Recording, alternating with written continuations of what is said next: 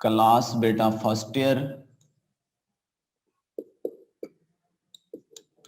और टॉपिक हमारे पास चल रहा है क्वांटम नंबर्स।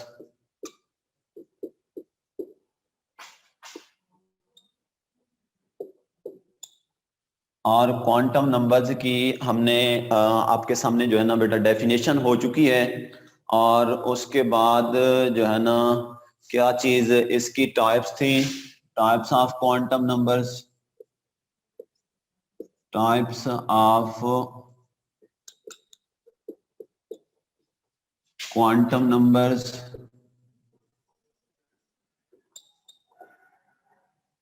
कितनी टाइप्स थी? There are 4 types of quantum number. पहला था आपके सामने प्रिंसिपल क्वांटम नंबर,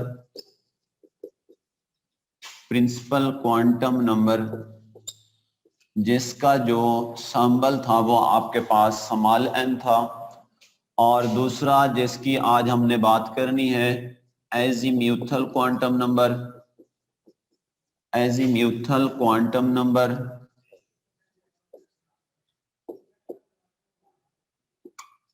और जिसका जो सिंबल है वो आपके पास क्या है बेटा, L है। और थर्ड वन है आपके पास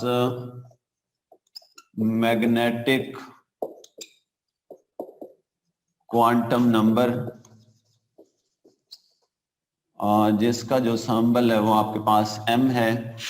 और फोर्थ वन है आपके पास स्पिन क्वांटम नंबर, और जिसका जो सिंबल है आपके पास वो है S।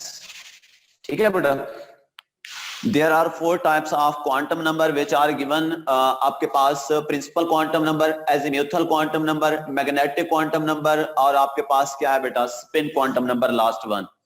अब इसमें से हम जो है ना प्रिंसिपल क्वांटम नंबर के बारे में पढ़ चुके हैं। प्रिंसिपल क्वांटम नंबर जो कि हमें शेल्स या ऑर्बिट्स के बारे में बताता है, और जो है ना इसकी वैल्यू हमेशा पॉजिटिव इंटीजर होती है। वो +1 भी हो सकती है, वो +2 भी हो सकती है, +3 अप टू इंफिनिटी तक। ये हमने प्रिंसिपल क्वांटम नंबर के बारे में बात की थी। अब बेटा देखिए नेक्स्ट हमारे पास जो है ना कौन सा है, azimuthal quantum number second number पे जो है, azimuthal quantum number, azimuthal quantum number. और इसकी बेटा सबसे पहले आपने इसका एक और नाम है वो भी लिख देना है आपने, angular momentum quantum number, angular momentum quantum number. ठीक है बेटा। एजीम्यूथल क्वांटम नंबर को हम एक और नाम भी देते हैं, वो कौन सा है आपके पास, angular momentum quantum number, angular momentum quantum number. Azimuthal quantum number को हम एक और नाम भी देते हैं, वो है हमारे पास एंगुलर मोमेंटम क्वांटम नंबर। और इसका जो आपके पास सिंबल है वो कौन सा है बेटा, L है। अच्छा जी, अब इसकी वैल्यू याद रखना है बेटा, वो आपके पास क्या हो सकती है, वो 0 से स्टार्ट होगी, 1 हो सकती है, 2, 3 अप टू सो ऑन। अब ये जो आपके पास एजीम्यूथल क्वांटम नंबर है ये आपको किस चीज के बारे में बताता है, तो ये आपको पता होना चाहिए। Azimuthal quantum number it tells us about the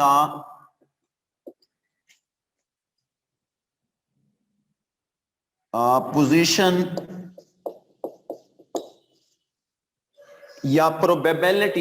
इससे बेहतर है कि आप पोजीशन ना लिखें, इससे बेहतर है कि आप लिखें probability. It tells us about the probability of finding electron,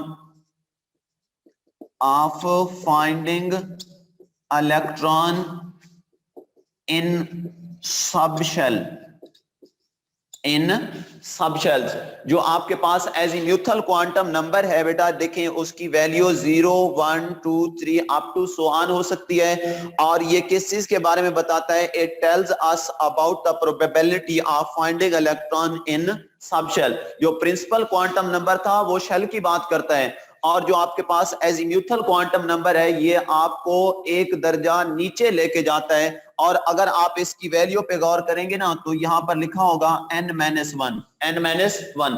n-1 का मतलब क्या है कि आपने प्रिंसिपल क्वांटम नंबर से एक दर्जे क्या जाना है? नीचे जाना है। तो अब देखें जो आपके पास एजीम्यूथल क्वांटम नंबर है इसकी जरूरत क्यों महसूस हुई, कैसे ये हमारे सामने आया? तो बेटा ये आप लोग पहले पढ़ चुके हैं defects of Bohr atomic model में, कि हमारे पास जो इंडिविजुअल स्पेक्ट्रल लाइन होती हैं वो फर्दर स्प्लिट अप हो जाती हैं, वो फर्दर टूट जाती हैं छोटी लाइंस के अंदर। तो कोई भी स्पेक्ट्रल लाइन छोटी लाइंस के अंदर क्यों स्प्लिट अप हो रही है, इस चीज को एक्सप्लेन करने के लिए, इस चीज को जो है ना वाजे करने के लिए नेक्स्ट क्वांटम नंबर हमारे सामने आया है, जिसको आप क्या कह रहे हैं? एजीम्यूथल क्वांटम नंबर, जो इस बात का सबूत है कि हमारे पास जो है ना किसी भी एक्साइटेड एटम के स्पेक्ट्रम को डिस्कस करने के लिए सिर्फ एक क्वांटम नंबर काफी नहीं है, बल्कि इससे आगे भी हमारे पास जो है ना क्वांटम नंबर मौजूद हैं, जिसकी वजह से जो इंडिविजुअल स्पेक्ट्रल लाइन है वो फर्दर क्या हो रही है? स्प्लिट अप हो रही है, डिवाइड हो रही है, छोटी लाइंस के अंदर कन्वर्ट हो रही है। ठीक है बेटा, बात समझ आ रही है ना?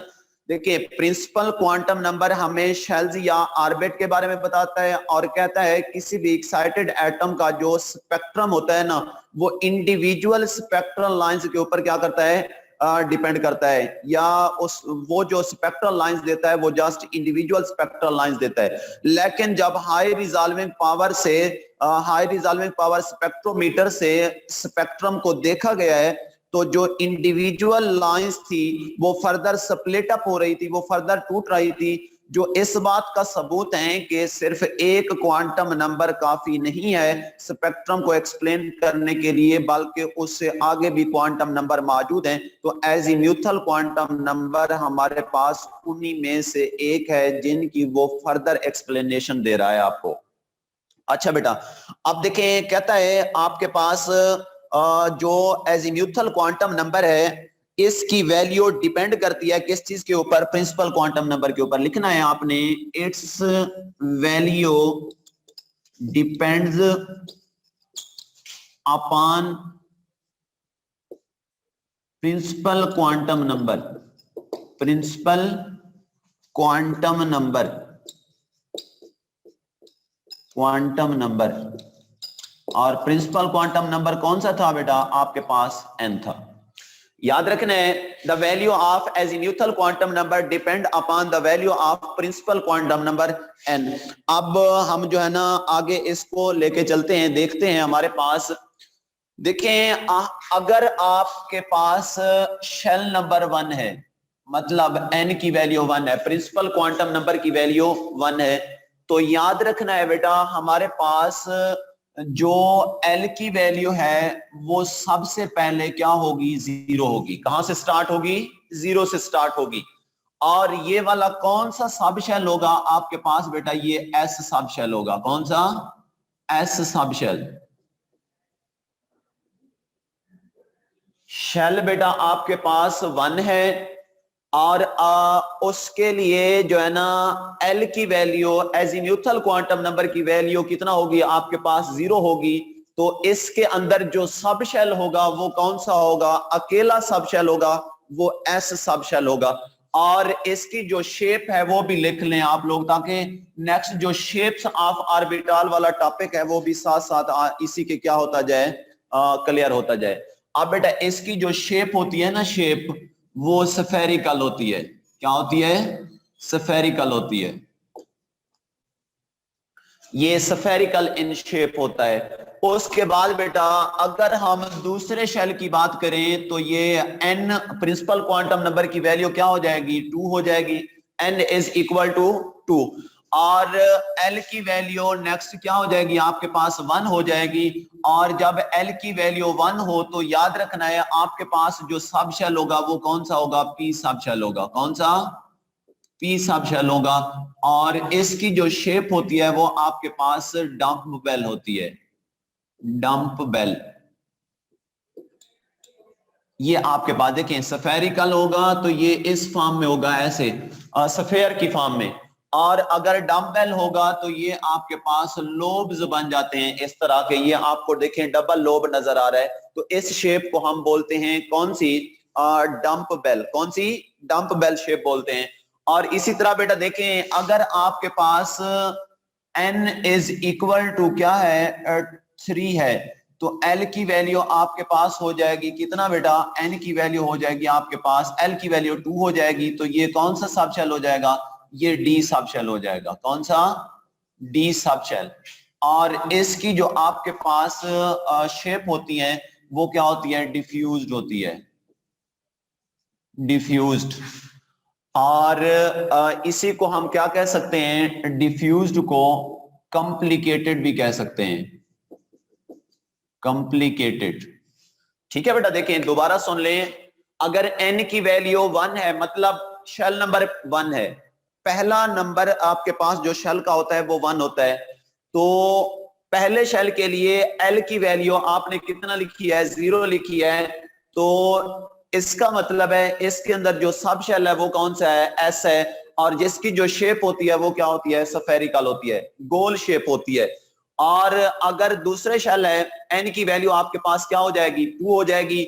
और L इज इक्वल टू आपके पास 0 के बाद किसका नंबर आएगा, 1 हो जाएगा। और ये कौन सा सब शेल है, P सब शेल है। और इसकी जो शेप होती है वो आपके पास बेटा क्या होती है, डंप बेल होती है। ये आपको डबल लोब नजर आ रहा है, ये जो है ना आपके पास क्या होती है, ये डंप बेल शेप होती है। और अगर n इज इक्वल टू 3 है आपके पास, n इज इक्वल टू 3, तो आपके पास जो है ना L की वैल्यू कितना हो जाएगी, 1 के बाद 2 आती है। तो ये सब शेल कौन सा हो जाएगा आपके पास, D सब शेल हो जाएगा। और ये क्या हो सकता है बेटा, डिफ्यूज्ड होता है या कॉम्प्लिकेटेड होता है। और उसके बाद अगर n की वैल्यू बेटा मैं आपके सामने लिख दूं कितना, n is equal to 4, shell कौन सा है आपके पास, 4 है। और L की वैल्यू आपके पास कितना हो जाएगी, 2 के बाद 3 हो जाएगी। और ये कौन सा सब शेल होगा आपके पास, ये होगा F सब शेल। क्या होगा, F सब शेल, F सब शेल। और ये बेटा आप क्या लिखेंगे, वेरी कॉम्प्लेक्स। ये इसकी जो कॉम्प्लेक्स नेचर है वो D के मुकाबले में क्या होती है, ज्यादा होती है। तो ये आपके पास बेटा याद रखना है। देखें एजीम्यूथल क्वांटम नंबर की वैल्यू 0 से स्टार्ट करनी है, S सब शेल होगा तो उसके लिए L की वैल्यू क्या होगी आपके पास, 0 होगी। और अगर P सब शेल होगा तो उसके लिए L की वैल्यू 1 हो जाएगी। और अगर D सब शेल होगा तो L की वैल्यू आपके पास क्या होगी बेटा, 2 हो जाएगी। और अगर F सब शेल है तो उसके लिए आपके पास जो L की वैल्यू है वो क्या हो जाएगी, 3 हो जाएगी। और बेटा क्यों हम ये सब शेल ऐसे लिख देते हैं, S है जी हमारे पास, P है, D है और F है, तो आप इसकी भी बता सकते हैं रीजन, जो एब्रीवेशन है वो बता सकते हैं। देखिए S हमारे पास है, दूसरा है P, और तीसरा है आपके पास D, और फोर्थ वन है F। याद रखना है कितने आपके पास सब शेल हैं, वो हमारे पास 4 सब शेल हैं, S, P, D और F। ये किन का एब्रीवेशन है बेटा, आपके पास जो S लिखा जाता है ना, ये है शार्प, शार्प। इसमें देखें S से स्टार्ट हो रहा है। और P जो है वो आपके पास है प्रिंसिपल, P जो है प्रिंसिपल से निकला है। और जो आपके पास D है ये डिफ्यूज्ड से निकला है। और जो F है वो आपके पास बेटा क्या है, फंडामेंटल, फंडामेंटल। ठीक है बेटा, तो ये आपके पास क्या चीजें हैं, ये आपके पास जो है ना स्पेक्ट्रल टर्म्स हैं। S के लिए शार्प, और P के लिए प्रिंसिपल, D के लिए डिफ्यूज्ड, और F के लिए जो है ना आपके पास क्या होता है, फंडामेंटल होता है। क्या है ये S, P, D and F, ये स्पेक्ट्रल टर्म्स हैं जो सीरीज ऑफ लाइंस को रिप्रेजेंट करने के लिए क्या होती हैं बेटा, यूज होती हैं। उसके बाद बेटा एजीम्यूथल क्वांटम नंबर के अंदर अगर हमने किसी भी सब शेल के अंदर number of electrons find out करने हैं तो उसके लिए हमारे पास क्या है, एक फार्मूला मौजूद है। वो कौन सा है, देखें लिखेंगे आप लोग, अगर नंबर ऑफ इलेक्ट्रॉन्स मालूम करने हैं किसी भी सब शेल के अंदर, इन एनी सब शेल, ऐसे लिख दें, इन एनी सब शेल, तो आप कौन सा फार्मूला यहां पर लिखेंगे, 2 into 2l plus 1, 2 into 2l plus 1, ये आपके पास फार्मूला है जिससे आप किसी भी सब शेल के अंदर नंबर ऑफ इलेक्ट्रॉन मालूम कर सकते हैं। अगर आपको याद हो प्रिंसिपल क्वांटम नंबर के अंदर अगर नंबर ऑफ इलेक्ट्रॉन्स मालूम करने पड़ जाए तो फिर हम कौन सा फार्मूला अप्लाई करते थे, 2n का स्क्वायर, कौन सा, 2n का स्क्वायर। लेकिन बेटा अगर किसी सब शेल के अंदर s, p, d या f के अंदर number of electrons find out करने हैं तो उसके लिए कौन सा फार्मूला अप्लाई करेंगे, 2 इंटू 2l प्लस 1। अब मैं चाहता हूं कि मुझे पता चल जाए कि s सब शेल के अंदर कितने इलेक्ट्रॉन मौजूद हैं। तो देखें, जब s शेल के अंदर, s सब शेल के अंदर नंबर ऑफ इलेक्ट्रॉन्स आप मालूम करना चाह रहे हैं, s सब शेल, तो आपको s सब शेल के लिए l की वैल्यू का पता होना चाहिए। s के लिए l की वैल्यू कितना होती है, आपके पास 0 होती है। अब l की वैल्यू इस फार्मूला में फिट करके देखें तो आपके पास नंबर ऑफ इलेक्ट्रॉन्स आ जाएंगे। कैसे, देखें, ये आपके पास आ जाएगा 2 इंटू 2 और l की वैल्यू s सब शेल के लिए कितना है, आपके पास 0 है, मल्टीप्लाई कर दें 0 से और प्लस क्या कर दें, 1 कर दें, तो आपके पास क्या आ जाएगा, देखें, ये 2 इंटू आपके पास 2 को 0 से मल्टीप्लाई करेंगे 0 और ये आपके पास क्या आ जाएगा, प्लस 1। अब 0 में प्लस 1 ऐड करें तो आपके पास 1 होगा और इसका आंसर आपके पास कितना आ जाएगा, 2 इलेक्ट्रॉन्स। कितना आ जाएगा, 2 इलेक्ट्रॉन। तो बेटा किसी भी सब शेल के अंदर जब हम number of electrons find out करते हैं तो हम ये वाला फार्मूला अप्लाई कर देते हैं, 2 इंटू 2l प्लस 1।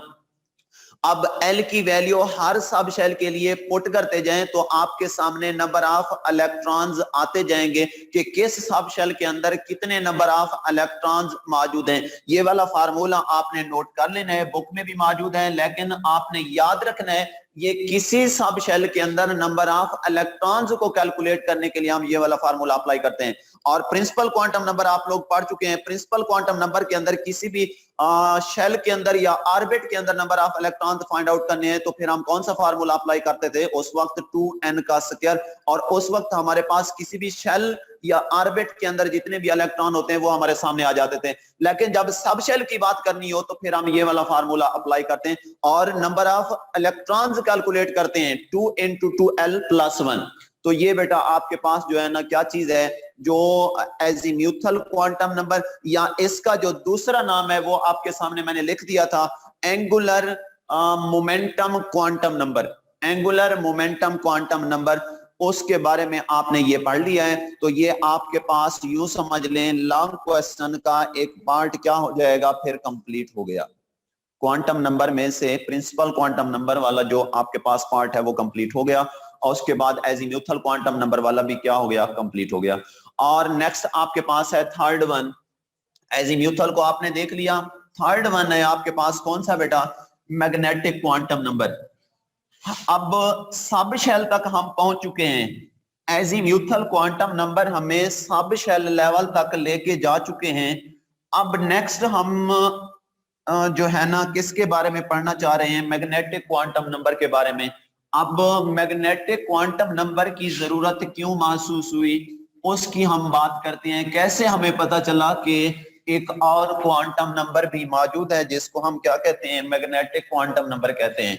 तो ये कैसे पता चलेगा, इसमें बेटा देखें हमारे पास कोई एक्साइटेड एटम ऑफ हाइड्रोजन था, ठीक है ना। ये अब थर्ड क्वांटम नंबर की बात करना चाह रहा हूं मैं आपके सामने, वो है आपके पास magnetic quantum number, quantum number जिसका जो सिंबल है वो आपके पास स्मॉल m है, ठीक है ना। थर्ड वन क्वांटम नंबर की बेटा हम लोग बात कर रहे हैं वो, और वो हमारे पास कौन सा क्वांटम नंबर है, वो है हमारे पास मैग्नेटिक क्वांटम नंबर। और मैग्नेटिक क्वांटम नंबर का जो सिंबल है वो आपके पास क्या है बेटा, स्मॉल m है। अब इसकी जरूरत कैसे महसूस हुई, देखें बेटा, आपके पास ये न्यूक्लियस है, ये जो है ना इलेक्ट्रॉन यहां पर मौजूद है इस शेल के अंदर, ये न्यूक्लियस और यहां पर इलेक्ट्रॉन मौजूद है। हम इसको एनर्जी प्रोवाइड करते हैं तो ये एक्साइट होके कहां पर चला जाता है, ये हायर एनर्जी लेवल में चला जाता है, हायर ऑर्बिट के अंदर चला जाता है। अब जब ये एनर्जी गेन करके हायर ऑर्बिट के अंदर चला जाता है, फिर आप क्या कर देते हैं बेटा, जो सोर्स ऑफ एनर्जी आपने प्रोवाइड किया हुआ है उसको वहां से क्या कर देते हैं, रिप्लेस कर देते हैं, हटा देते हैं। तो फिर क्या होगा, जो आपके पास एक्साइटेड इलेक्ट्रॉन है वो डी एक्साइट होगा, और जो एनर्जी वो एब्जॉर्ब करके ऊपर गया था उतना एनर्जी वो इमिट करके दोबारा क्या आ जाएगा, नीचे आ जाएगा। और यहां पर ये एनर्जी जो है ना रेडिएशन की सूरत में इमिट होगी, किस सूरत में, रेडिएशन या शुआओं की सूरत में यहां से क्या होगी, इमिट होगी। और बेटा क्या करते हैं, सपोज हम हाइड्रोजन के एटम की बात कर रहे हैं, तो यहां से जो रेडिएशंस इमिट हो रही हैं उनको हमने क्या किया है, मैग्नेटिक फील्ड के अंदर प्लेस किया है। क्या किया है, मैग्नेटिक फील्ड के अंदर प्लेस किया है। तो देखें आपके सामने जो स्पेक्ट्रम था, ये स्पेक्ट्रम हासिल हुआ था आपको हाइड्रोजन एटम के केस में, ये वाला, ये आपको स्पेक्ट्रम हासिल हुआ है। अब आप क्या कर रहे हैं, इसी स्पेक्ट्रम में जो ये आपको स्पेक्ट्रल लाइंस नजर आ रही हैं, ये स्पेक्ट्रल लाइंस, अब एक स्पेक्ट्रल लाइन को किस चीज के अंदर जब देखा गया है, एक स्पेक्ट्रल लाइंस को जो है ना किस चीज के अंदर, मैग्नेटिक फील्ड के अंदर प्लेस किया गया है। देखें ये नॉर्थ पोल है आपके पास, ये साउथ पोल है। अब जब मैग्नेटिक फील्ड के अंदर इस स्पेक्ट्रल लाइंस को देखा गया है तो ये spectral lines further split up हो रही थी, फर्दर टूट रही थी, किस चीज के अंदर, छोटी या फाइन लाइंस के अंदर। अगर आपको याद हो तो ये बात भी आप defects of Bohr atomic model में पढ़ चुके हैं, और इसी इफेक्ट को हमने नाम दिया था किस चीज का, ज़ीमैन इफेक्ट का। किसका, ज़ीमैन इफेक्ट का, जिसके बारे में बोहर एटॉमिक मॉडल एक्सप्लेन नहीं कर सका था, जिसके बारे में बोहर एटॉमिक मॉडल एक्सप्लेन नहीं कर सका था। तो आपके पास बेटा क्या है, जब एक्साइटेड एटम ऑफ हाइड्रोजन को मैग्नेटिक फील्ड के अंदर प्लेस किया गया है, जो स्पेक्ट्रल लाइंस थी वो फर्दर स्प्लिट अप हो रही थी, टूट रही थी। तो ये इस बात का सबूत था कि हमारे पास सिर्फ 2 क्वांटम नंबर स्पेक्ट्रल लाइंस को एक्सप्लेन करने के लिए काफी नहीं है, बल्कि एक और क्वांटम नंबर भी मौजूद है जिसको हम बेटा क्या कहते हैं, मैग्नेटिक क्वांटम नंबर बोलते हैं। क्या बोलते हैं, मैग्नेटिक क्वांटम नंबर बोलते हैं। अब मैग्नेटिक क्वांटम नंबर जो है ना, ये हमें किस चीज के बारे में बताता है, इस की डिटेल में जाने से पहले थोड़ा सा इसी चीज को मैं आपके सामने रिवाइज कर दूं ताकि आपको ये बात क्लियर हो जाए। देखिए बेटा, आपने हाइड्रोजन का एक एटम लिया है और उसको एक्साइट किया है। एक्साइट जब आप करेंगे तो इलेक्ट्रॉन एनर्जी गेन करके हायर एनर्जी लेवल में चला जाएगा, और जब आप सोर्स ऑफ एनर्जी या सोर्स ऑफ हीट वहां से रिप्लेस कर लेंगे तो जो इलेक्ट्रॉन होगा वो जितना एनर्जी अब्जॉर्ब करके ऊपर गया था उतना एनर्जी इमिट करके क्या आ जाएगा, वापस आ जाएगा। और जो वो एनर्जी इमिट करेगा वो रेडिएशन की सूरत में हमें नजर आ रही है। यूं समझ लें हमें स्पेक्ट्रम हासिल हो रहा है। क्या हासिल हो रहा है, स्पेक्ट्रम, कलर्स का बैंड हमें हासिल हो रहा है। और हम क्या करते हैं बेटा, उसी स्पेक्ट्रम को हाई रिजॉल्विंग पावर स्पेक्ट्रोमीटर से जब देखते हैं in the presence of magnetic field, in the presence of magnetic field. तो देखिए बेटा, ये आपके पास स्पेक्ट्रम है, इसमें से मैंने ये एक स्पेक्ट्रल लाइन यहां पर लिख दी है, और उसके ऊपर ये नॉर्थ पोल और साउथ पोल, नॉर्थ पोल और साउथ पोल किस चीज के हैं बेटा, ये है मैग्नेटिक फील्ड, वो आपने अप्लाई किया है। तो आपके पास ये जो स्पेक्ट्रल लाइन थी, इसी स्पेक्ट्रम में से एक स्पेक्ट्रल लाइन आप यहां पर लेके आए और उसके ऊपर मैग्नेटिक फील्ड आपने अप्लाई किया है। अब जब मैग्नेटिक फील्ड अप्लाई करते हैं तो वही स्पेक्ट्रल लाइंस क्या हो जाती है, स्प्लिट अप हो जाती है, टूट जाती है into the closely spaced lines, into the closely spaced lines. और इसी इफेक्ट को, इसी स्प्लिटिंग ऑफ स्पेक्ट्रल लाइंस को हम क्या बोलते हैं? ज़ीमैन इफेक्ट, जिसके बारे में बोहर एटॉमिक मॉडल नहीं बता चुका था, जिसके बारे में जो बोहर एटॉमिक मॉडल है वो नहीं बता चुका था कि हमारे पास जो है ना ज़ीमैन इफेक्ट किस वजह से होता है। तो यूं समझ लें ये बेटा बोहर के एटॉमिक मॉडल के डिफेक्ट्स के अंदर हम यही बात पढ़ चुके हैं, और इस चीज को एक्सप्लेन करने के लिए फिर जो है ना हमारे पास थर्ड क्वांटम नंबर मौजूद है, जिसको हम क्या बोलते हैं? Magnetic quantum number. और बेटा मैग्नेटिक क्वांटम नंबर के केस में आपने याद रखना है, इसके बारे में लिखना है, it tells about the orientation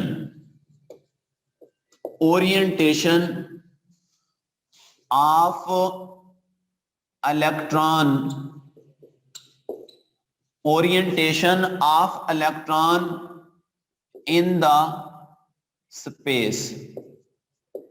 ये बेटा याद रखना है, जो आपके पास मैग्नेटिक क्वांटम नंबर है, जो आपके पास मैग्नेटिक क्वांटम नंबर है, ये किस चीज के बारे में बताता है?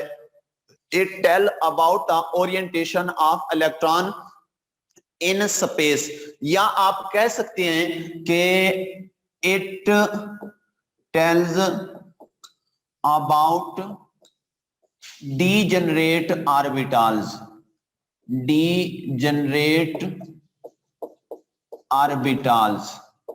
अब ये फिर नई बात आपके सामने आ गई है। What do you mean by degenerate orbitals? अब इसकी डेफिनेशन भी लिख लें, what do you mean by degenerate orbitals. ये कौन से ऑर्बिटल होते हैं? The orbitals having same energy are called degenerate orbitals,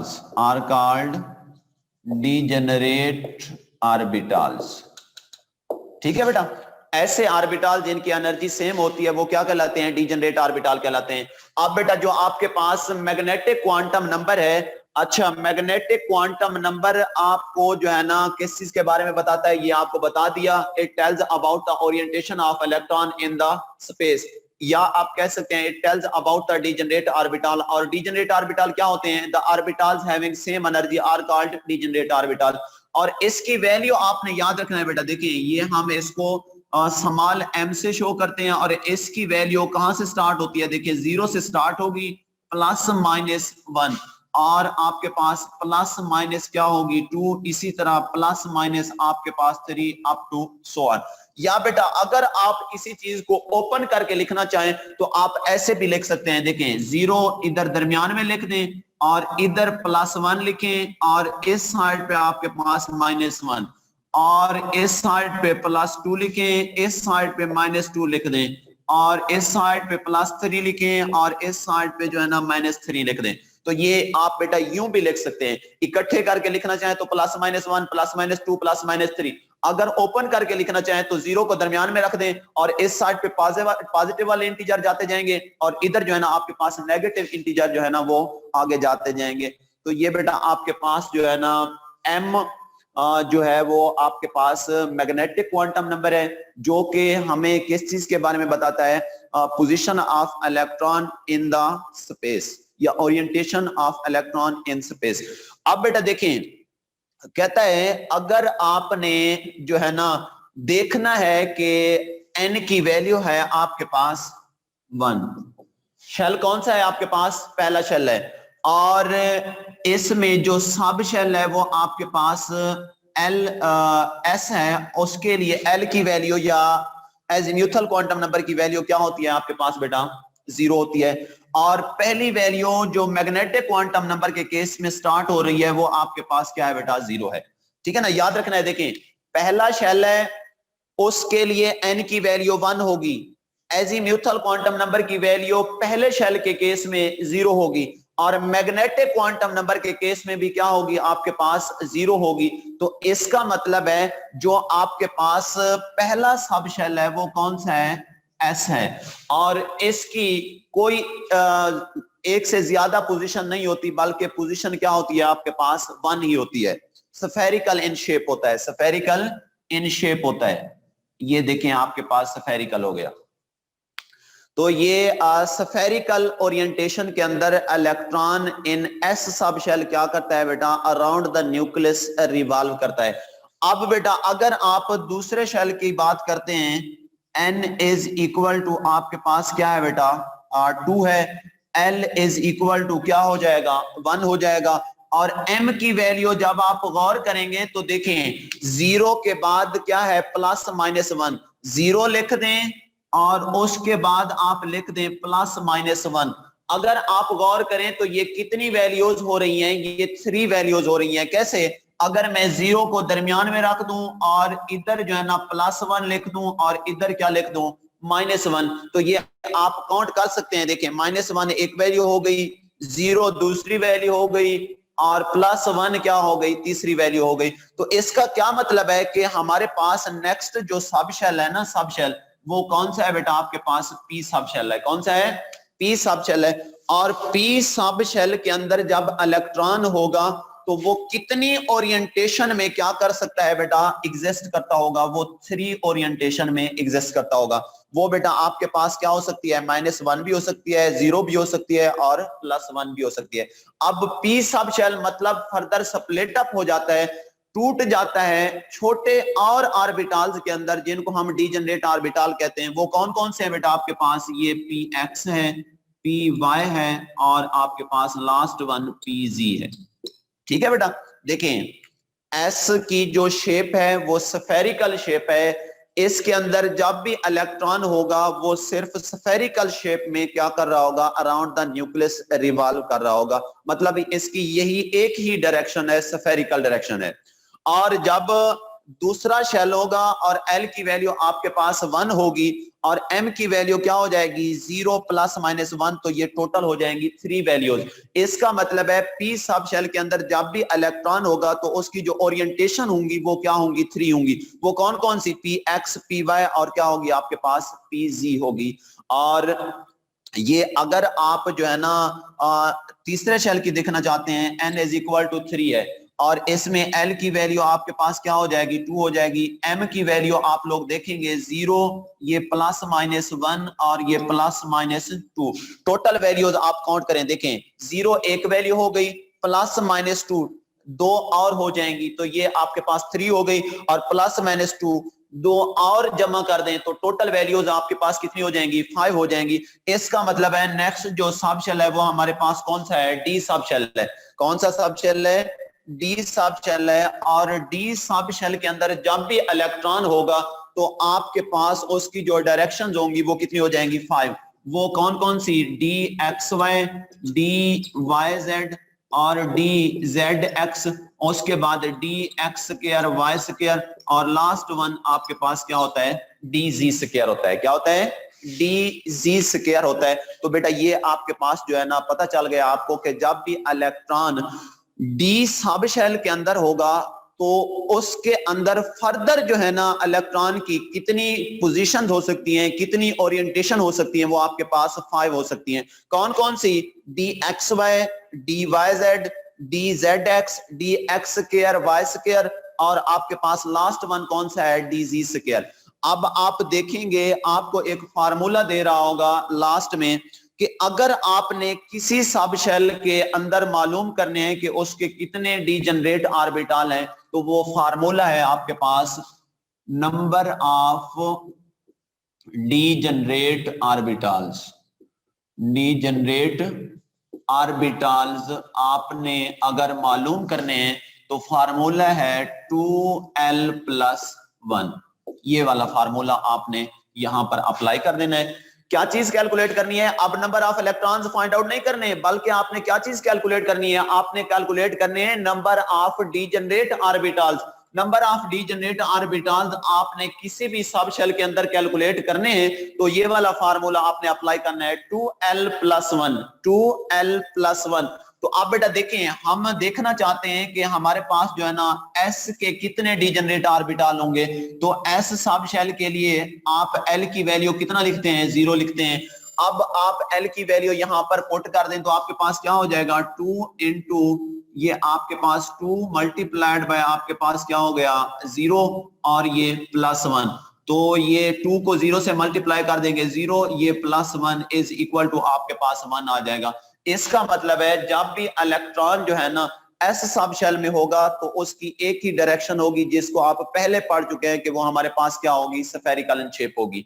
और अगर पी का केस है, पी के लिए आप एल की वैल्यू क्या करते हैं, पी के लिए एल की वैल्यू हमारे पास 1 होती है।